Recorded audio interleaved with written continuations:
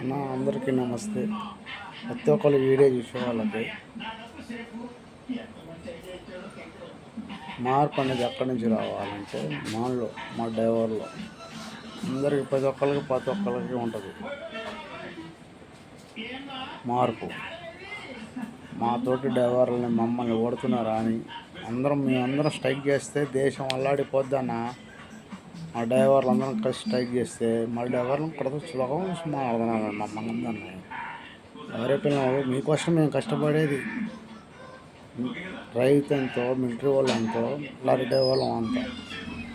మా డ్రైవర్ సుఖం చేసి మాట్లాడుతున్నారు. ముందు మా డ్రైవర్లు అందరం స్ట్రైక్ చేసి రోడ్డు మీద 1 గంట నిలబడితే ఎంత రేట్లు పెరిగిపోయి అన్ని ఇబ్బంది పడతారో మీకు తెలియదు.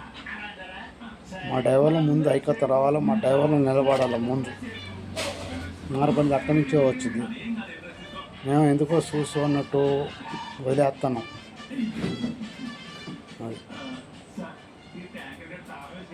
ప్రతి ఒక్క డ్రైవర్ సోదరులారా నేను చెప్పేది వినండి. మార్పు అనేది మనలో నుంచి రావాలి, ఎక్కడి నుంచో కాదు. మన డ్రైవర్ని ఎవరన్నా గూడితే స్ట్రైక్ చేసి రోడ్డు మీద నిలబడితే మనం ప్రతిదానికి అందరు రోడ్ల మీద అన్యాయం జరిగితే రోడ్ల మీద వచ్చి నిలబడేవాళ్ళు. మనం కూడా అలాగే ఆపితే తెలిసిద్ది అన్న అందరికీ. డ్రైవర్లు నన్ను అర్థం చేసుకోండి, నా మాట తప్పు ఉంటే క్షమించండి.